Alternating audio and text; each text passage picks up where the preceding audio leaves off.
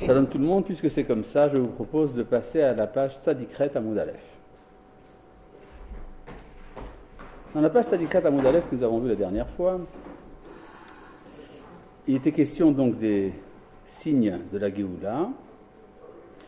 Et là, je vous demande de passer vers le bas de la page.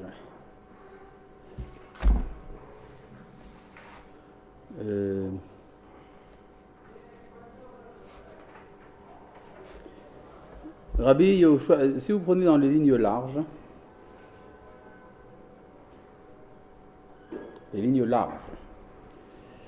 vous comptez la 2, 4, 7e ligne. À la fin de la 7e ligne large, non, c'est ce que tu as. Si tu prends à ta droite, il y a une ligne intermédiaire, moyenne, et il y a des lignes larges, n'est-ce pas? Donc il faut compter 7 à partir du haut, et on tombe sur Rabbi Yehoshua. N'est-ce pas? Daf Tzadikret, comment? Oui, Tzadikret Amoud Aleph. Tzadikret Amoud Aleph.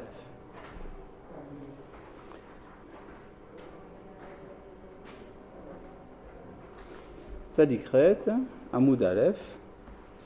Et vous prenez la 7e ligne large.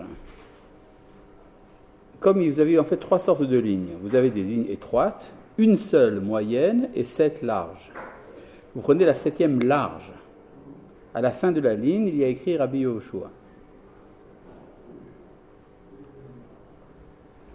C'est tout simple, n'est-ce pas?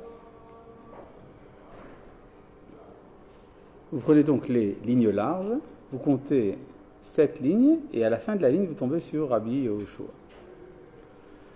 Voilà. Rabbi Yehoshua ben Levi, Ramé. Rabbi Yehoshua ben Levi mettait en opposition 2 textes. Ketiv, Be'aïta. Urtiv, Ahishena. Il est dit en son temps, et il est dit j'accélérerai. De quoi s'agit-il? C'est dans le livre d'Isaïe, chapitre 60. Il est dit de cette manière Akaton yela elef, le petit deviendra 1000, Ve'atza'ir legoy atzum, le plus jeune une grande nation puissante. Ani Hashem, je suis l'Éternel. Be'aïta, en son temps, Ahishena, je l'accélérerai. Alors, l'expression elle-même est paradoxale. Soit en son temps, soit j'accélérerai, je hâterai. C'est-à-dire, soit la Géoula vient vite, soit elle vient en son temps.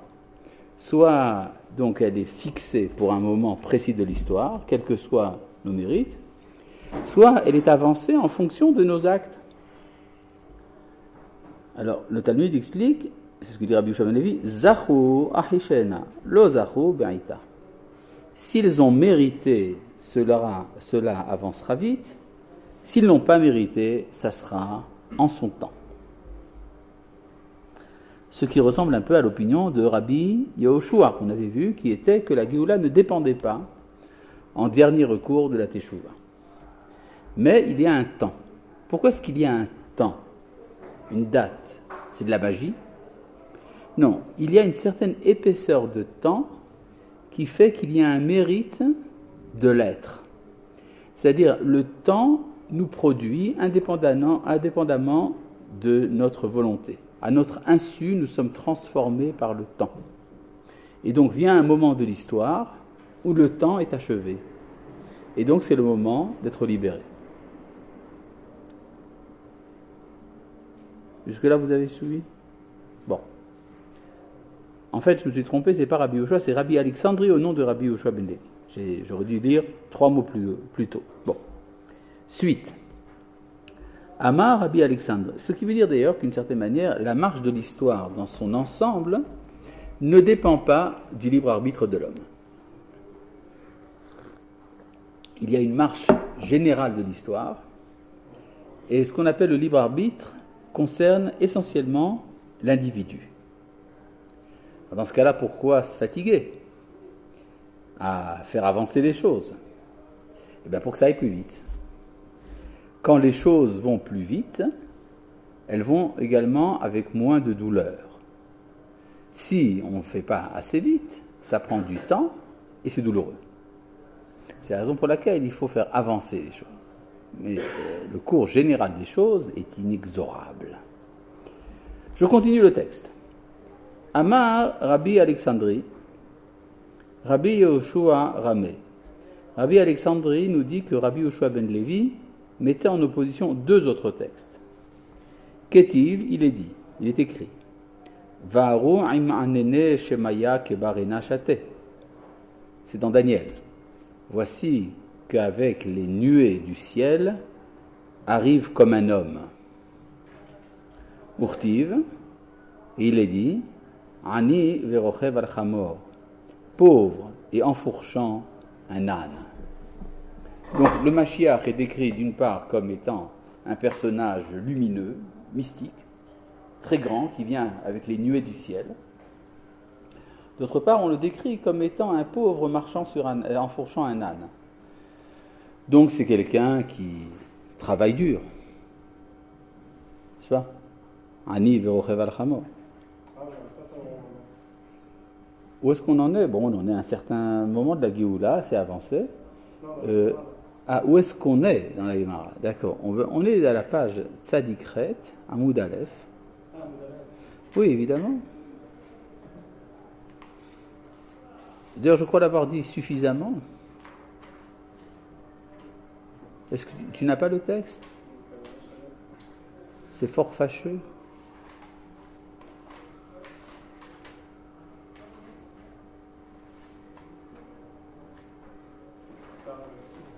Est-ce que je peux t'aider en aucune façon ? Amène-moi tes feuilles, peut-être que je le trouverai. Tu n'as pas Tzadikret Amoud Aleph ? C'est un drame. C'est bizarre parce que la dernière fois, on avait étudié un texte de là-bas.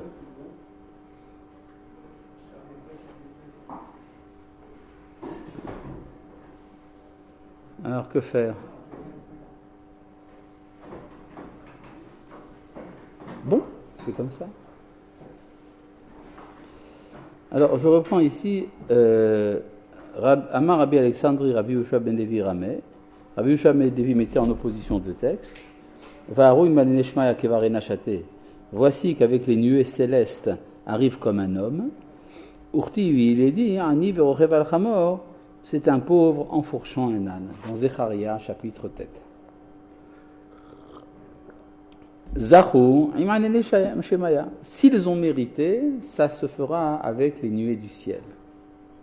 Lo zachou, s'ils n'ont pas mérité, ani verochev al chamor, un pauvre enfourchant un âne. Ça veut dire quoi ça, avec les nuées du ciel ? Alors il y a une lecture courante chez les religieux qui est erronée, qui est que si le Mashiach vient avec les nuées du ciel, ça veut dire qu'il vient de façon miraculeuse. Et enfourchant un âne, ça veut dire par des voies naturelles. Alors selon cette lecture, c'est mieux qu'il y ait un miracle qu'il n'y en ait pas. Oui. Ça pourrait pas être aussi un synonyme de vitesse, parce qu'on sait que les nuages vont plus vite quand même. J'en suis pour l'instant à l'analyse de la lecture en usage chez certains religieux, qui est que la Géoula, donc la libération par des nuées du ciel, ça signifie le miracle, et sur un âne, ça veut dire par la nature, et donc du point de vue de cette lecture-là, alors ça veut dire qu'il y a une préférence au miracle plutôt qu'à la nature. D'accord ? Ça, c'est, disons, la lecture de certains religieux. En fait, la Gemara ne dit rien de cela.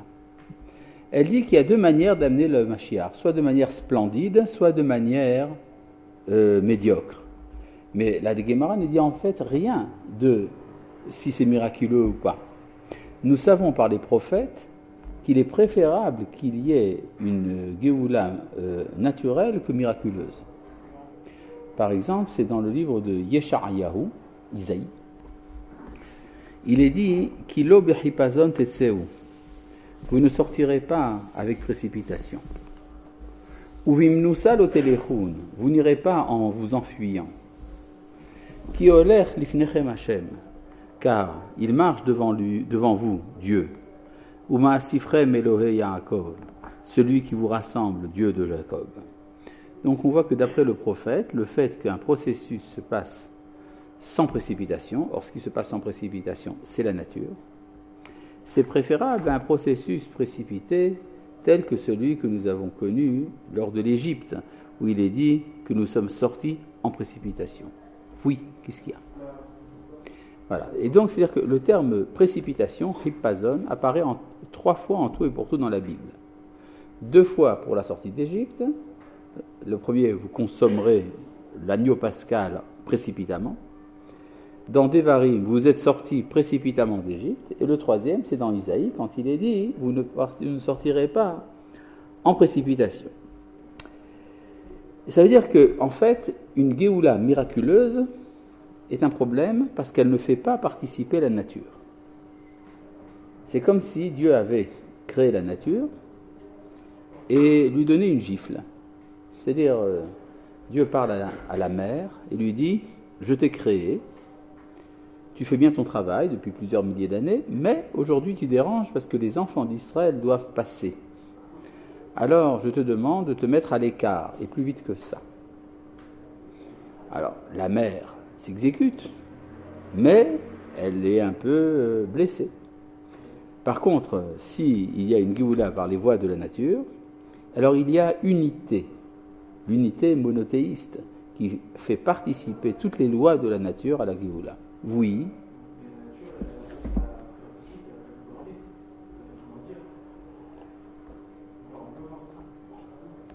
C'est encore pire.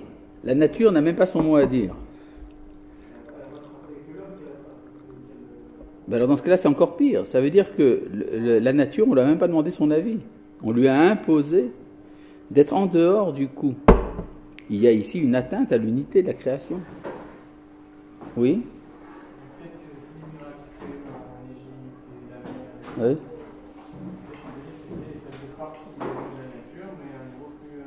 Non, le miracle, là, par définition, ne fait pas partie des lois de la nature.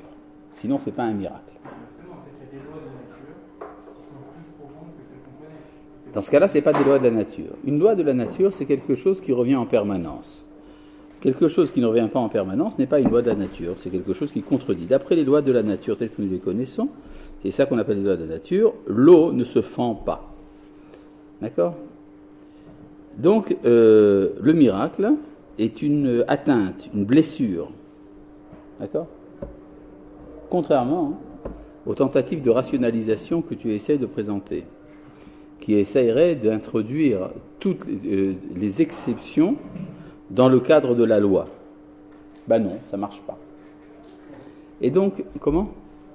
Et donc, en fait, le fait qu'il y ait une Géoula par des voies naturelles, par l'assèchement des marées, par des voies de politique, des migrations, tout le reste, et bien tout cela fait partie de la réconciliation de l'homme et de Dieu avec la nature. Vous comprenez le principe. Top.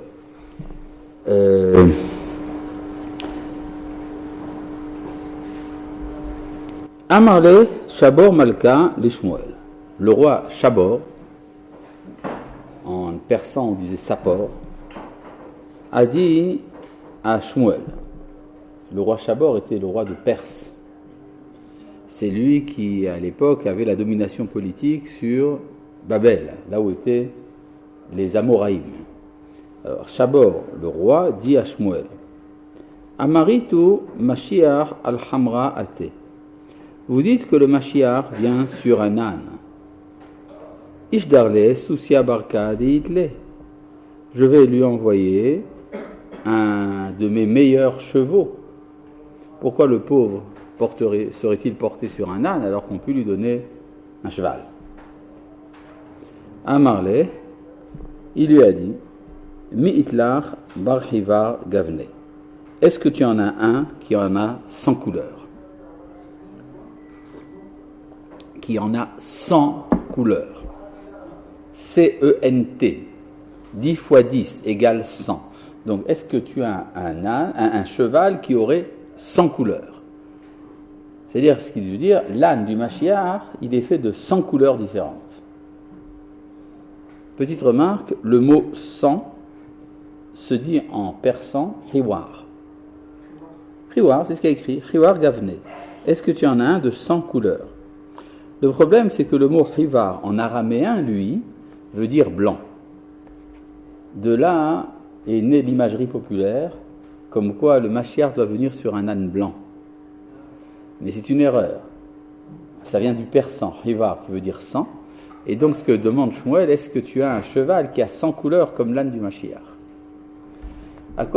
Qu'est-ce que ça peut nous faire que l'âne du Mashiach, il ait 100 couleurs? Toutes les couleurs ensemble, ça fait blanc, c'est vrai. Mais il sera universel. C'est-à-dire, tout le monde peut se reconnaître dans le Mashiach. C'est ça que ça veut dire. C'est-à-dire, chacun voit sa couleur chez le Mashiach. Donc, il est de mes copains. Il fait partie de mon parti à moi. D'accord? De ma branche, oui. Parce que le roi Chabor était un persan, justement. Voilà une chose bien extraordinaire. Monsieur est persan? Comment peut-on être persan? Rabbi Yoshua ben Levi. D'accord? Il y a des tas de mots dans la Guémara. Il y a une quantité énorme de mots dans la Guémara. Il y a des mots grecs, latins, persans, araméens, arabes, hébreux. Il y a tout. Il y a le tout. Je n'ai pas vu encore de mots en chinois, mais c'est pas impossible. Oui? Ah, ben parce que le Mashiach, il est au-dessus des couleurs, lui. L'âne, c'est celui qui le porte. C'est-à-dire les moyens à travers lesquels il arrive. Il y en a un qui dit, le Mashiach, ça viendra par la Torah. Alors, il cherche la couleur de Torah dans l'âne du Mashiach. L'autre dit, mais non, ça viendra par la politique. Alors, il cherche la couleur de politique. L'autre dit par l'esthétique, etc. L'autre dit, ça viendra par l'économie. Chacun son truc. Et chacun le retrouve dans ce qui porte le Mashiach. C'est-à-dire quoi, l'âne, c'est le véhicule, c'est ça que ça veut dire. D'accord? Donc, tous les fous qui achètent des ânes blancs pour se prétendre le Mashiach, ben, c'est râpé. Oui, des ânes à 100 couleurs. D'ailleurs, je vois déjà des gens en train d'en produire par... non, simplement par manipulation génétique et tout ça, on peut faire ça. Maintenant, toi, tu proposes la couleur, ça, on peut le peindre. Un arlequin comme ça serait joli. Pauvre âne. Qu'est-ce que vous êtes cruel avec les bêtes? Bon, alors donc tout cela, c'est pour comprendre un peu la nature du Mashiach. Vous comprenez qu'en fait, le roi Chabor, lui, il est un peu en rivalité avec le Mashiach. Parce que lui, il est roi de Perse, il n'est pas intéressé à être remplacé par un autre roi. Oui? Non, mon meilleur cheval. Il se moque. Il se moque. À moins qu'il comprenne que le Mashiach est possible par un retournement politique. C'est-à-dire, il y a cette idée que nous sommes partis en galoute par le biais de la politique. Les Romains étaient plus forts. Il peut très bien avoir un intérêt politique à un moment ou à un autre, des Romains eux-mêmes, de nous ramener sur notre terre. C'est ce qui s'est passé d'ailleurs. Par l'Occident. L'Occident a décidé un jour que c'était mieux qu'Israël et sa terre. Ne serait-ce que pour embêter l'Empire ottoman. D'accord? Donc, ce sont des conjonctures qui permettent le retour d'Israël. Et le roi Chabor comprend que ça peut se passer de cette manière. C'est ce qu'il dit à Shmuel. Et il dit, mais dans ce cas-là, pourquoi ne pas employer la technologie de pointe, le cheval? D'accord? Bon, là, nous continuons à quelque chose de plus fondamental. Rabbi Yoshua ben Levi, le même Rabbi Yoshua ben Levi qui est tellement préoccupé par ces histoires messianiques, Ashkach l'Eliyahu a trouvé Eliyahu. Eliyahu, c'est le prophète. De'ava Kaimeh apitra dimarta de Rabbi Shimon Bar Yochai, qui était debout à l'entrée de la grotte de Rabbi Shimon Bar Yochai. Qu'est-ce qu'il y a? Pourquoi? Quel est le problème? Quel est le problème? Comment? Quel est le problème? Explique-moi. Je suis bête, explique-moi. Hein? Qui? Eliyahu Hanavi et Rabbi Shimon Bar Yochai et Rabbi Yehoshua ben Levi. C'est ça ta question? Ah, mais Eliyahu Hanavi, c'est un ange. Donc il n'y a pas de problème. D'accord? Il rencontre donc Rabbi Yehoshua ben Levi à l'entrée de la porte, à l'entrée de la grotte de Rabbi Shimon Bar Yochai. C'est à la grotte de Rabbi Shimon Bar Yochai, c'est-à-dire le lieu des secrets de la Torah. C'est ça que ça veut dire. Ce qui prouve d'ailleurs que d'après le Talmud, il y avait une signification mystique à cet endroit. Contrairement à l'opinion des universitaires comme quoi Rabbi Shimon Bar Yochai n'aurait rien à voir avec le Zohar. Eh bien non, il y a quand même un rapport puisqu'on voit Eliyahu Hanavi à l'entrée de sa grotte. Et Rabbi Yehoshua ben Levi est intéressé par ces rencontres mystiques. Oui, vas-y.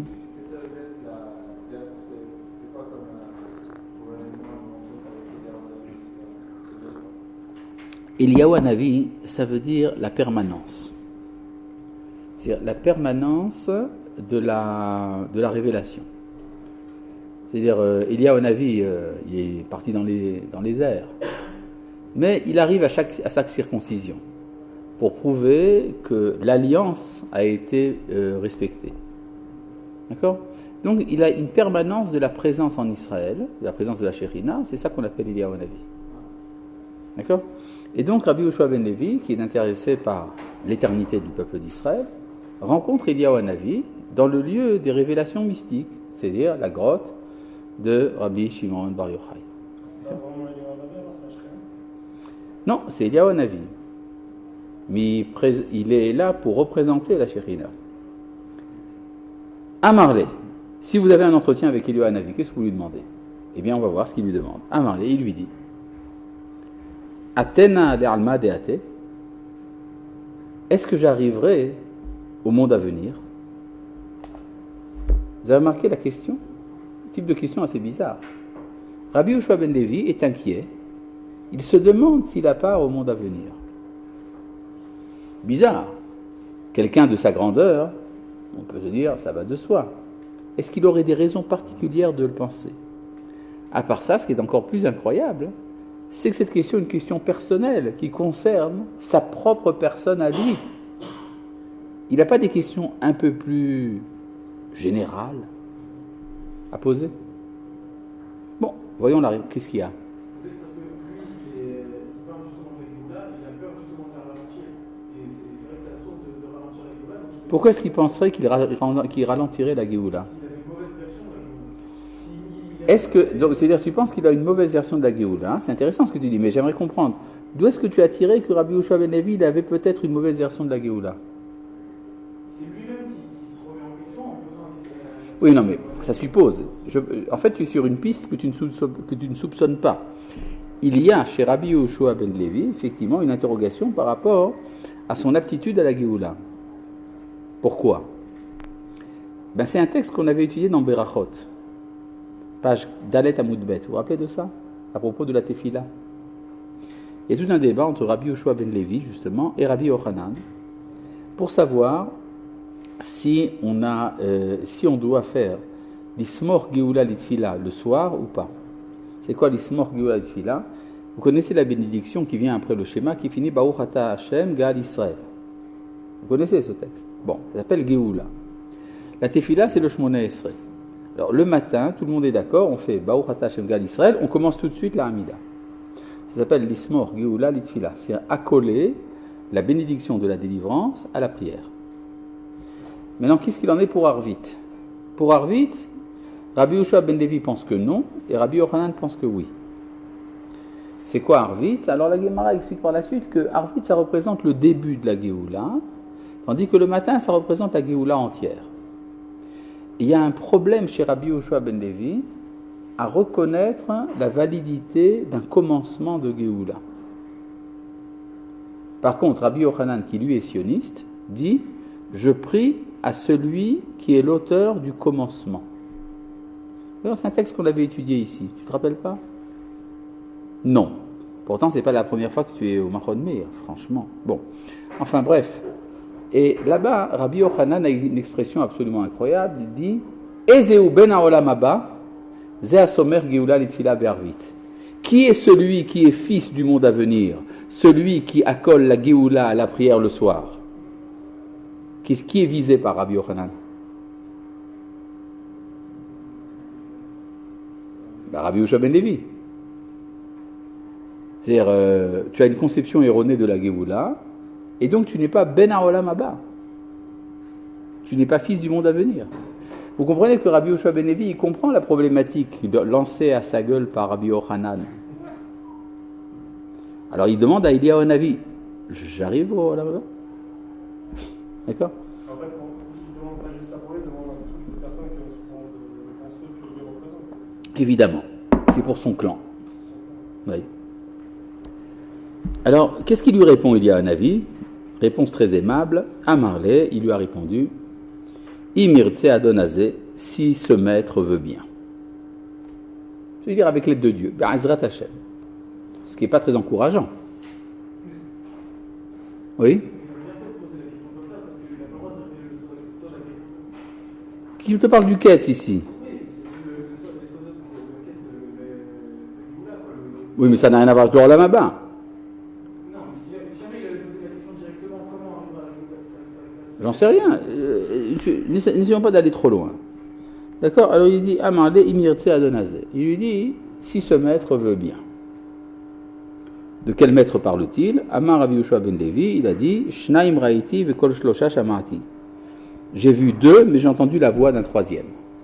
C'est-à-dire la Shekhinah était présente également lors de cette rencontre, et c'est la Shekhinah dont parle Eliyahu, qui dit si Dieu veut bien, alors tu auras le Olam Haba. Réponse floue qui laisse Rabbi Yehoshua ben Lévi dans le doute. Deuxième question qu'il pose à Eliyahu. Amarle, il lui demande et Matate Mashiach, quand est-ce qu'il viendra le Messie?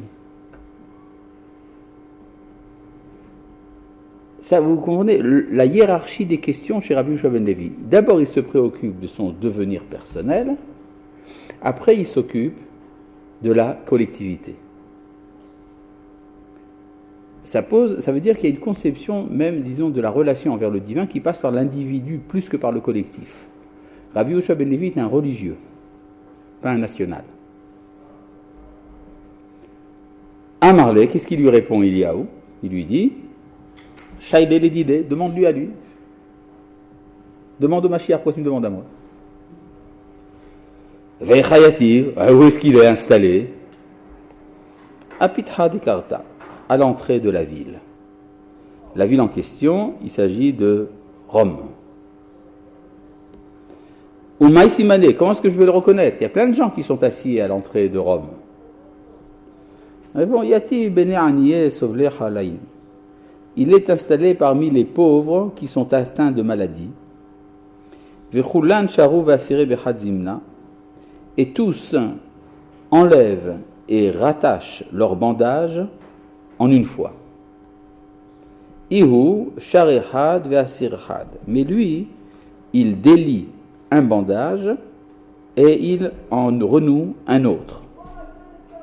Amar, Dilma Mibaina, parce qu'il se dit peut-être qu'on va me demander Dela et Akev et que je ne tarde pas.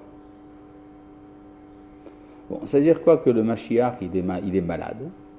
C'est-à-dire qu'il est séparé du reste du monde. Il est à part. Et la fin de sa souffrance, c'est la Géoula.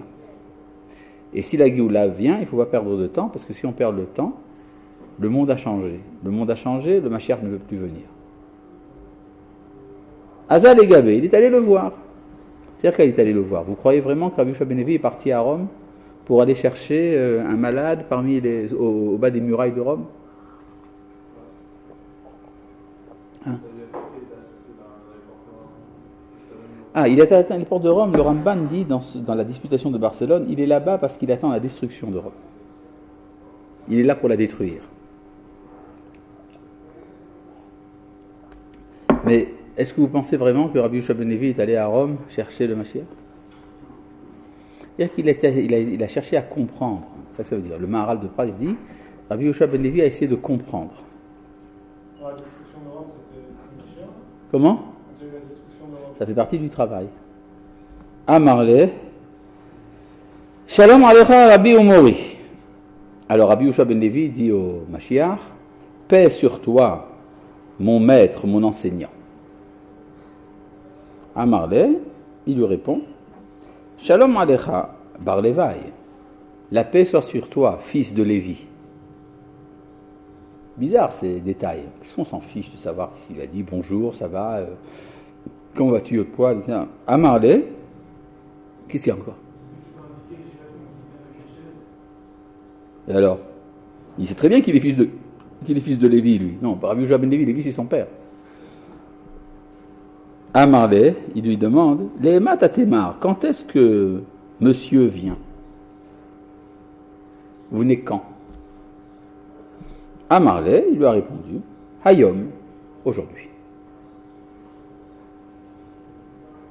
Ata legabe Eliaou, il revient voir Eliaou. C'est-à-dire, entre-temps, Eliaou attend toujours à la porte de la grotte. Amarle, ma Amarlach, il dit, qu'est-ce qu'il t'a dit?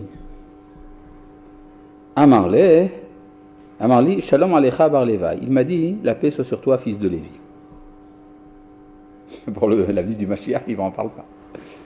Amarle, il dit, dans ce cas-là, Aftechach, lachul abour la'alma deate. C'est-à-dire qu'il t'a promis pour toi et pour ton père le monde à venir. Et à la question qu'il avait eue au départ, le Mashiach lui donne la réponse. Toi et ton père, Yehoshua ben Lévi, donc Yehoshua et Lévi, vous avez part au monde à venir qui s'appelle Shalom, le monde de paix. Amarle, il lui répond, Shakore kashakarbi, mais c'est un menteur. De Amarli ayom atena veloata, puisqu'il a dit qu'il venait aujourd'hui et qu'il n'est pas venu. C'est-à-dire que le fait que le Mashiach ait menti ne dérange pas Rabbi Yehoshua ben Lévi tant que ça n'a pas de conséquences personnelles. Mais si le Mashiach est un menteur, alors la promesse du Olam Haba est peut-être aussi un mensonge. D'accord ? Donc on voit que la vie religieuse de Rabbi Yehoshua ben Lévi est concentrée autour de sa propre personne, de sa béatitude personnelle. Il lui répond, Amarle, Achi Amarla. Voici ce qu'il a voulu te dire. Hayom, aujourd'hui, c'est une citation d'un verset. Im bekolot ishmaou, si vous entendez sa voix, c'est un verset dans Tehilim. Aujourd'hui, si vous écoutez sa voix. Donc il ne t'a pas menti, donc tu peux être tranquille, tu as ton Olam Haba. D'accord ? Mais tout ça met en évidence des choses très importantes, c'est qu'il y a une manière d'être tzaddik qui met au centre des préoccupations le devenir personnel, tandis que le devenir national fait partie de la périphérie de l'intérêt. Il y en a d'autres qui vous diront, non, ce qui est important, c'est la Géoula. Moi, mon devenir personnel est moins important. Je me rappelle qu'une fois, on a demandé à un Rosh Yeshiva important en Israël, on lui a demandé, Maître, qu'est-ce que vous pensez de l'expression qui dit que l'État d'Israël, c'est le début de la délivrance, Atralta de Géoula? Et il a répondu, ce n'est pas au centre de mes préoccupations. Ça veut dire que, je traduis ça maintenant en termes plus clairs, ce qui intéresse Dieu ne m'intéresse pas tellement. Je suis plutôt préoccupé par répondre à une opposition dans le texte du Rambam, un passage difficile de la Gemara. Ça, c'est important. Mais l'histoire, c'est un intérêt relatif pour moi. Il y a un petit problème, c'est que si vous lisez le Tanakh, vous voyez que le Tanakh est très intéressé justement par l'histoire. L'histoire, c'est 80% du Tanakh. Même plus peut-être. Oui. En relation avec ce qu'on a vu entre le type de tzaddik qui existe, le tzaddik selon les Kim et le tzaddik selon les. On peut, oui, effectivement, ça en rapport avec ça. Il faut dire simplement le religieux et le sioniste, tout simplement. C'est plus simple. Bon. Oui. Non. Le religieux, ça veut dire l'individuel. Sha'alu talmidav et Rabbi Yossé ben Kisma. Les élèves de Rabbi Yossé ben Kisma lui ont demandé Et Matai ben David ba. Quand vient le fils de David? Amar, il leur a répondu. Mitiare ani shema tevakshu mimini ot. Je crains que vous ne me demandiez, que vous ne me demandez un signe. Amrulo, enanu mevakshim chaot. Ils ont dit, on ne te demandera pas un signe. Amar lahem, il leur a répondu. Dircheipol ashar hazeh vibane vipol vibane vipol. Lorsque cette porte tombera, sera reconstruite, retombera et sera reconstruite, veipol et retombera, ven masfikin ivnoto, on n'aura pas le temps de la reconstruire, ad ben David ba, jusqu'à ce que le fils de David vienne. Donc il y a une porte. Il y avait d'ailleurs à Damas une porte comme ça qu'on disait être la porte dont parlait Rabbi Yosef ben Kisma. Une porte qui doit tomber, être rétablie, tomber, rétablie, tomber, et alors le Mashiach vient. C'est-à-dire que les portes tombent. C'est quoi une porte d'abord? Un passage d'un endroit à l'autre. C'est quoi la porte du monde? Le Beth Amikdash. Et donc le Beth Amikdash doit être détruit, reconstruit, redétruit, reconstruit, enfin bref, voilà. Il y a des processus comme ça, de destruction, de reconstruction. Ça peut être le Beth Amikdash, ça peut être de tas de choses. Il y a des institutions. Amroulo, Rabbeinu, ils lui ont dit, notre maître, donne-nous un signe. Amar lahem, lokach amartem li shenatem vakshim meniot. C'est parce que vous m'avez dit que vous ne me demanderez pas de signe. C'est quoi demander un signe? C'est faire intervenir un élément extérieur. Quand on parle de Géoula, la Géoula est extérieure à l'état actuel du monde. Donc, naturellement, on demande des signes. C'est la raison pour laquelle, lorsque Moshe est venu, on lui a demandé des signes. D'accord? Rabbi Yosef ben Kisma ne veut pas donner de signes. Pourquoi ça l'embête de donner un signe? Qu'il donne. Le problème, c'est que Rabbi Yosef ben Kisma, lui, il est patient. Il ne veut pas que ça vienne tout de suite. Il sait que ça prendra du temps. Comment est-ce que je sais? Il y a, dans le traité de Avodah Zarah, un débat entre Rabbi Yosef ben Kisma, le même qu'ici, et Rabbi Hanina ben Teradion. Rabbi Hanina ben Teradion donnait des cours de Torah au grand public à une époque où les Romains avaient interdit d'enseigner la Torah. Et Rabbi Yosef ben Kisma lui dit, mais enfin tu es fou. C'est Dieu qui a instauré l'empire des Romains. Et Rabbi Hanina ben Teradion dit, qu'est-ce que tu veux que je fasse? C'est la volonté de Dieu que j'enseigne la Torah. Il lui a répondu, Mina Shamayim Rahamu. On prendra en miséricorde dans le ciel. Rabbi Yosef ben Kisma lui dit, mais enfin, je te dis des choses logiques, Dvarim Shel Ta'am. Et toi tu me dis, Mina Shamayim Rahamu, tu me dis que du ciel on me prenne en miséricorde. Je ne serais pas étonné de voir qu'on te brûlera, toi et ton Sefer Torah.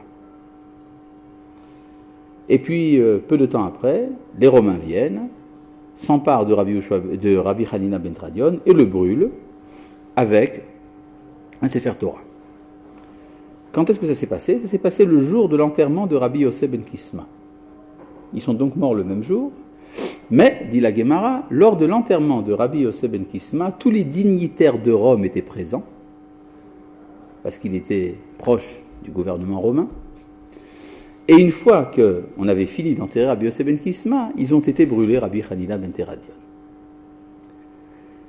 Donc il y a un problème. Rabbi Yosef ben Kisma, lui, n'est pas intéressé à lutter contre Rome. Pour lui, Rome, c'est l'ordre du monde actuel, il faut attendre. Donc il est hésitant par rapport aux demandes de ses élèves qui disent « donne-nous un signe ». Mais les élèves, eux, sont impatients. Ils demandent le signe. Amroulo, ils lui ont répondu « Ve'afalpichen, malgré tout, c'est vrai, on t'a menti, on a dit qu'on ne te demanderait pas de signe, mais maintenant qu'on te le demande, alors est-ce que tu veux bien nous donner un signe ?» Maintenant, Rabbi Yosef ben Kisma ne peut pas refuser. Pourquoi? Parce que s'il refuse, il désespère les élèves. Donc il doit leur donner le signe. Amar Lahem, il leur a dit, Imkar, si c'est ainsi, Yafro Memarat Pamias les dames, que l'eau de la source de Pamias devienne du sang. Venez frou les dames, et c'est devenu du sang. C'est quoi la grotte de Pamias? C'est ce qu'on appelle aujourd'hui le Banias. Le Banias, c'est une des sources du Jourdain. Ça sort d'une grotte, effectivement. Au-dessus de cette grotte, il y avait une statue du dieu Pan, un dieu grec Pan. Pan. Donc Panéas, c'est-à-dire la grotte du dieu Pan. Et en hébreu, donc Pamias. Souvent les Chachamim transformaient les noms. C'est dans Golan. Souvent les Chachamim transformaient les noms des divinités pour ne pas les prononcer. Donc de dire à la place de Panéas, ils disaient Pamias. Ce qui a donné chez les Arabes Banias, c'est dans Golan. C'est là. Comment? Ils n'ont pas le P. C'est-à-dire que dire qu'ils n'ont pas de parole. NM. Est-ce que tu affirmes? Mais en tout cas, donc même Aram Pamias, les dames, Vénéfrou les dames. Donc Rabbi Yosef ben Kisma dit, vous voulez que ça aille vite, vous voulez un signe, il y aura du sang. C'est ça qu'il dit. Bishat Pitirato Amar Lahem, lorsqu'il était en train de mourir, il leur a dit, Ha'ami Kuli Aroni, enfoncez profondément mon cercueil. Pourquoi? She'en, dès qu'elle chez Bavel, chez Ensous, chez le Parsi Ibn Charbo, il n'y aura pas un seul palmier en Babylonie au pied duquel ne sera pas attaché un cheval perse. Ve'en lecha kol Aaron ve'Aaron chez Be'eretz Israël, chez Ensous madi ochel bo teven. Il n'y aura pas un seul cercueil en Eretz Israël où les chevaux des Mèdes ne mangeront pas du foin.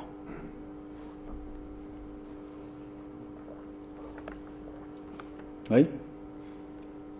C'est-à-dire que Rabbi Yosef ben Kisma pense que le moment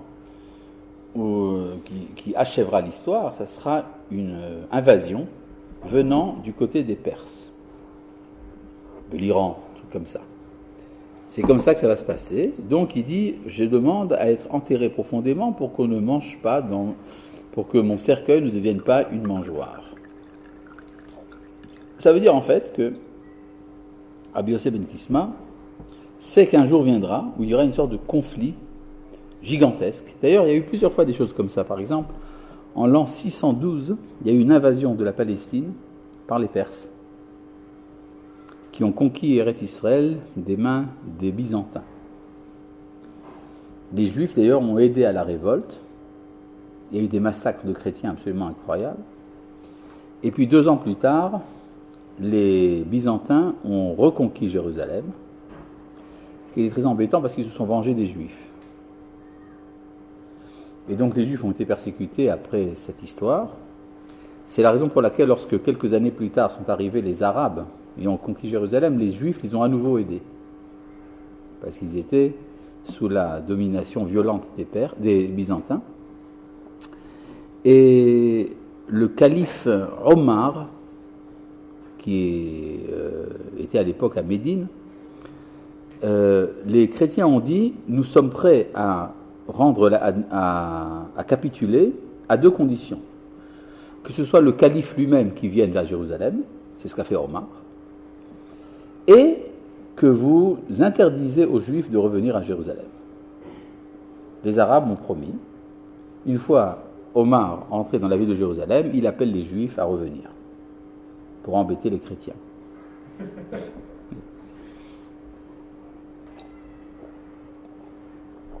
Petite remarque d'ailleurs, le fameux Omar,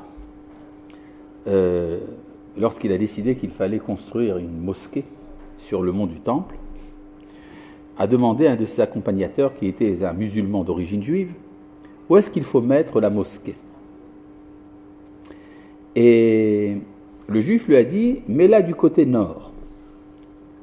Comme ça, lorsqu'on priera vers la Mecque, on priera aussi vers le temple. Et Omar lui a dit, c'est parce que tu es d'origine juive que tu dis ça. Tu veux donner de l'importance au lieu du temple des Juifs. Eh bien non, la mosquée sera au sud. Et c'est pour ça que la prière des musulmans sur le mont du Temple se fait en tournant le dos à l'emplacement du Temple et se tournant vers la Mecque. Ce qui prouve que le Temple de Jérusalem n'est pas un lieu saint de l'islam. Ça, fallait-il le faire remarquer, donc je le dis. Bon. Soit dit en passant, ça prouve que Omar savait qu'il y avait eu un temple là-bas. Contrairement à l'affirmation palestinienne actuelle, comme quoi il n'y a jamais eu de temple sur le Haram al-Sharif. Ce qui est contraire à la tradition musulmane elle-même. Bon. Donc il y a eu plusieurs fois dans l'histoire des tentatives d'invasion d'Eretz Israël du côté perse. Par exemple, lors des invasions mongoles. Et il y a eu et aujourd'hui aussi, il y a des tentatives de bombes atomiques du côté perse sur Eretz Israël. En tout cas, ce motif revient souvent dans l'histoire. Hein, qu'est-ce que tu dis? Oui, mongols, elles sont venues d'Iran. D'ailleurs, il y a dans le traité de Yoma un débat pour savoir qui va gagner la guerre finale. Est-ce que ce sera Rome qui va vaincre les Perses ou est-ce que ce sont les Perses qui vont vaincre les Romains? Il y a deux opinions. C'est-à-dire, est-ce que c'est l'Occident qui est le plus fort et qui finalement va vaincre l'Orient ou est-ce que c'est l'Orient qui va vaincre l'Occident? Oui, c'était un début. C'est un début comme ça. Il y a eu un moment où les Perses avaient vaincu les Grecs.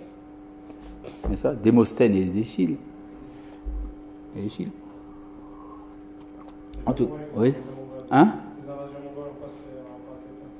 Ils sont venus du côté perse. Ils sont venus d'Orient. En tout cas, donc, il y a un débat dans le traité de Yoma.